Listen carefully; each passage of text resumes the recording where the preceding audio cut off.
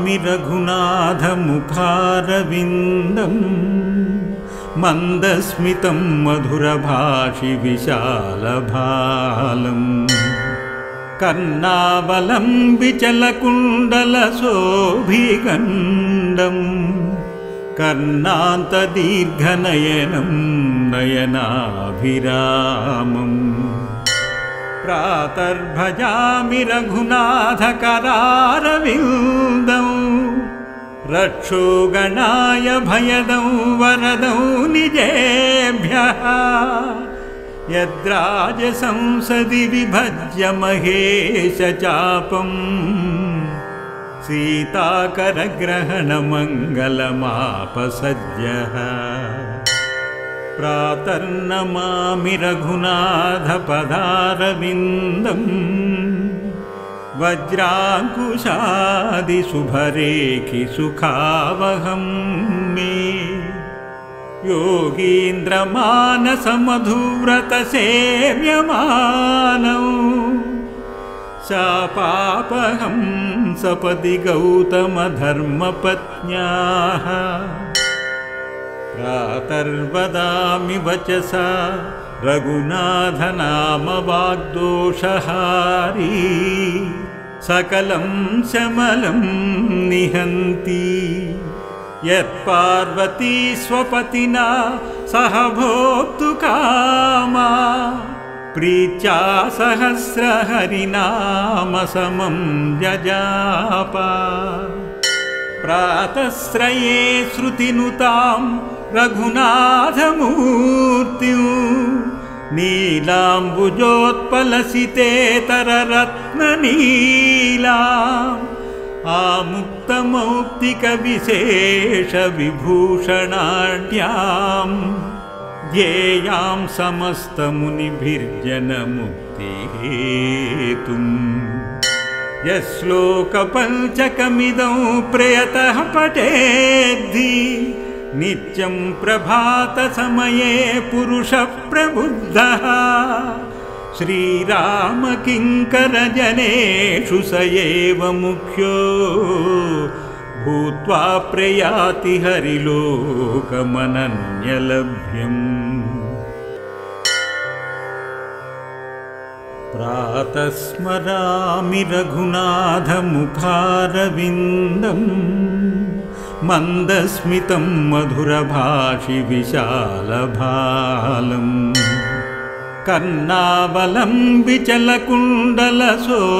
कर्णावलम्बिचलकुण्डलशोभिगण्डं कर्णान्तदीर्घनयनं नयनाभिरामम् प्रातर्भजामि रघुनाथकरारविन्दं रक्षो गणाय भयदं वरदं निजेभ्यः यद्राजसंसदि विभज्य महेशचापं सीताकरग्रहणमङ्गलमापसद्यः प्रातर्नमामि रघुनाथपदारविन्दं वज्राङ्कुशादिशुभरेखि सुखावहं मे योगीन्द्रमानसमधुव्रतसेव्यमानौ शापापहं सपदि गौतमधर्मपत्न्याः प्रातर्वदामि वचसा रघुनाथनाम वाग्दोषहारी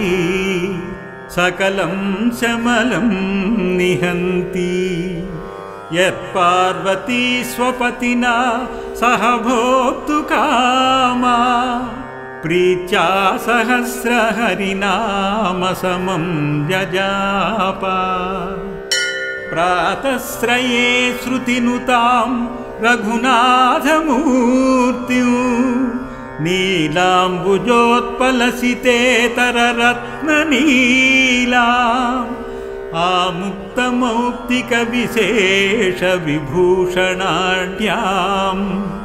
ध्येयां समस्तमुनिभिर्जनमुक्तिहेतुम् यश्लोकपञ्चकमिदं प्रयतः पठेद्धि नित्यं प्रभातसमये पुरुषप्रबुद्धः श्रीरामकिङ्करजनेषु स एव मुख्यो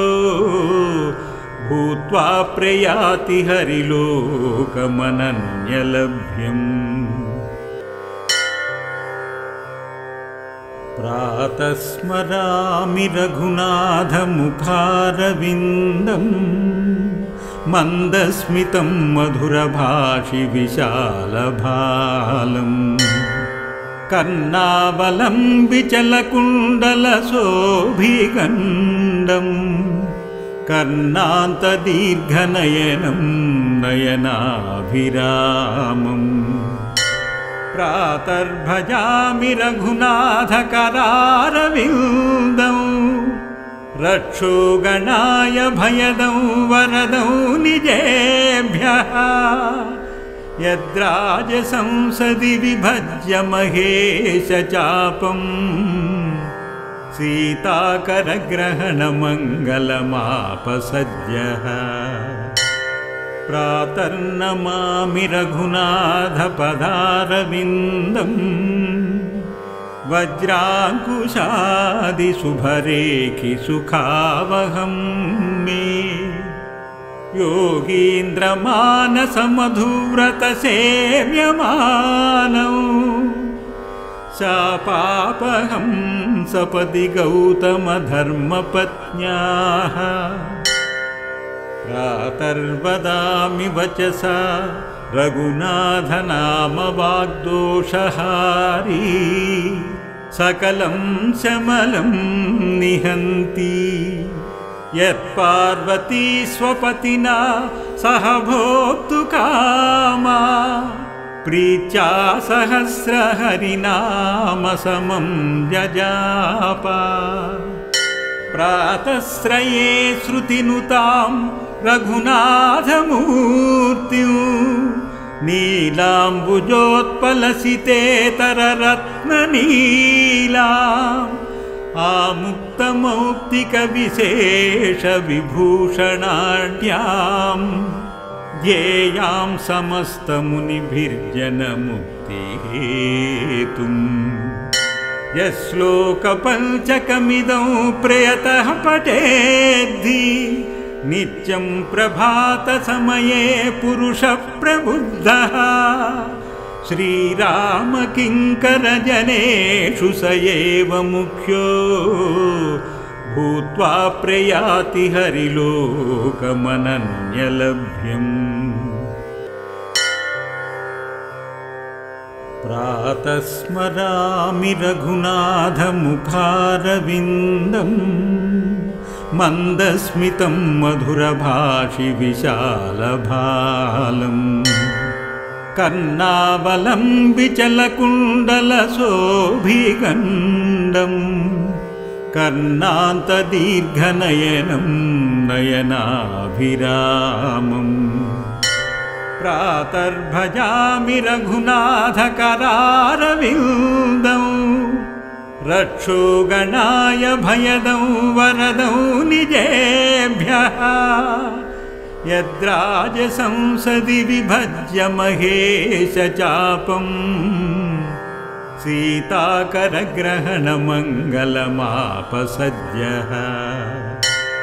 प्रातर्नमामि रघुनाथपदारविन्दम्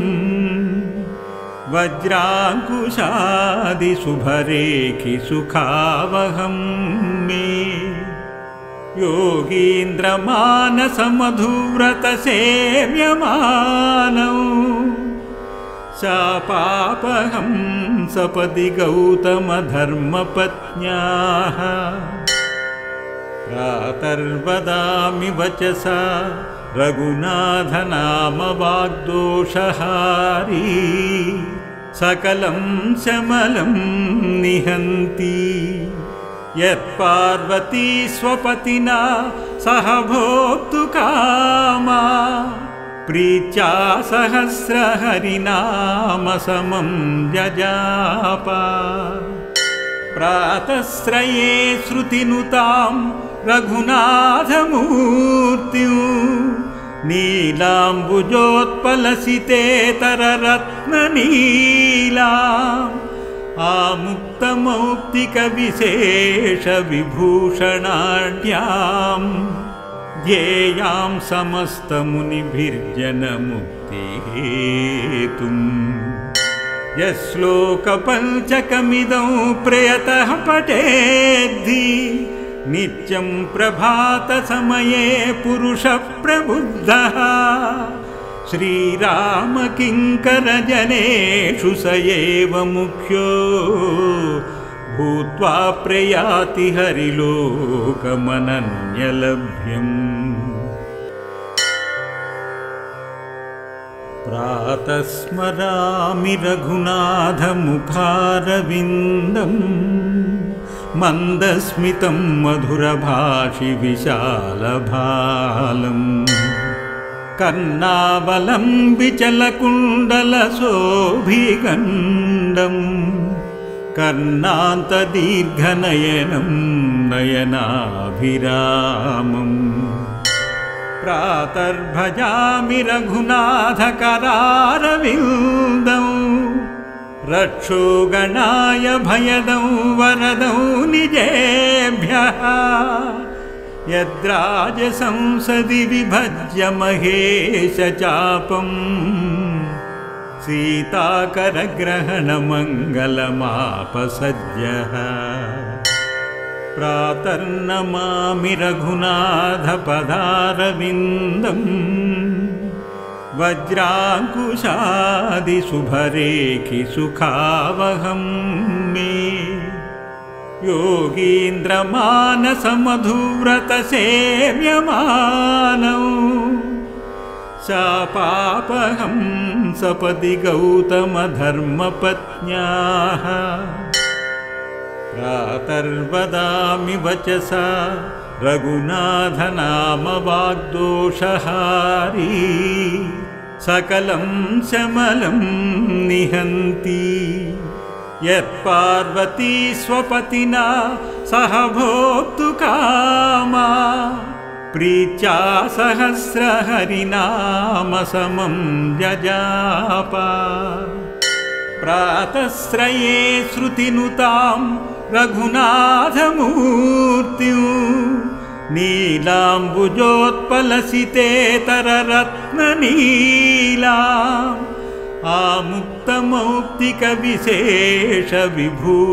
आमुक्तमौक्तिकविशेषविभूषणाढ्याम् ध्येयां समस्तमुनिभिर्जनमुक्तिहेतुम् यश्लोकपञ्चकमिदं प्रयतः पठेद्धि नित्यं प्रभातसमये पुरुषप्रबुद्धः श्रीरामकिङ्करजनेषु स एव मुख्यो भूत्वा प्रयाति हरिलोकमनन्यलभ्यम् प्रातः स्मरामि रघुनाथमुखारविन्दम् मन्दस्मितं मधुरभाषि विशालभालम् कर्णावलं विचलकुण्डलशोभिगण्डम् कर्णान्तदीर्घनयनं नयनाभिरामम् प्रातर्भजामि रघुनाथकरारविन्दं रक्षोगणाय भयदं वरदं निजेभ्यः यद्राजसंसदि विभज्य महेशचापम् सीताकरग्रहणमङ्गलमापसद्यः प्रातर्नमामि रघुनाथपदारविन्दम् वज्राङ्कुशादिशुभरेखिसुखावहं मे योगीन्द्रमानसमधुव्रतसेव्यमानौ शापापहं सपदि गौतमधर्मपत्न्याः प्रातर्वदामि वचसा रघुनाथनामवाग्दोषहारी सकलं शमलं निहन्ति यत्पार्वती स्वपतिना सह भोक्तुकामा प्रीत्या सहस्रहरिनाम समं जजाप प्रातस्त्रये श्रुतिनुतां रघुनाथमूर्तिं नीलाम्बुजोत्पलसितेतररत्ननीलाम् आमुक्तमौक्तिकविशेषविभूषणाढ्यां ध्येयां समस्तमुनिभिर्जनमुक्तिहेतुम् यश्लोकपञ्चकमिदं प्रयतः पठेद्धि नित्यं प्रभातसमये पुरुषप्रबुद्धः श्रीरामकिङ्करजनेषु स एव मुख्यो भूत्वा प्रयाति हरिलोकमनन्यलभ्यम् प्रातः स्मरामि रघुनाथमुखारविन्दम् मन्दस्मितं मधुरभाषि विशालभालम् कर्णावलं विचलकुण्डलशोभिगण्डम् कर्णान्तदीर्घनयनं नयनाभिरामम् प्रातर्भजामि रघुनाथकरारविन्दं रक्षोगणाय भयदं वरदं निजेभ्यः यद्राजसंसदि विभज्य महेशचापम् सीताकरग्रहणमङ्गलमापसद्यः प्रातर्नमामि रघुनाथपदारविन्दम् वज्राङ्कुशादिशुभरेखिसुखावहं मे योगीन्द्रमानसमधुव्रतसेव्यमानौ शापापहं सपदि गौतमधर्मपत्न्याः प्रातर्वदामि वचसा रघुनाथनाम वाग्दोषहारी सकलं शमलं निहन्ति यत्पार्वती स्वपतिना सह भोक्तुकामा प्रीत्या सहस्रहरिनाम समं जजाप प्रातस्त्रये श्रुतिनुतां रघुनाथमूर्तिं नीलाम्बुजोत्पलसितेतररत्ननीलाम् आमुक्तमौक्तिकविशेषविभूषणाढ्यां ध्येयां समस्तमुनिभिर्जनमुक्तिहेतुम् यश्लोकपञ्चकमिदं प्रयतः पठेद्धि नित्यं प्रभातसमये पुरुषप्रबुद्धः श्रीरामकिङ्करजनेषु स एव मुख्यो भूत्वा प्रयाति हरिलोकमनन्यलभ्यम् प्रातः स्मरामि रघुनाथमुखारविन्दम् मन्दस्मितं मधुरभाषि विशालभालम् कर्णावलं विचलकुण्डलशोभिगण्डम् कर्णान्तदीर्घनयनं नयनाभिरामम्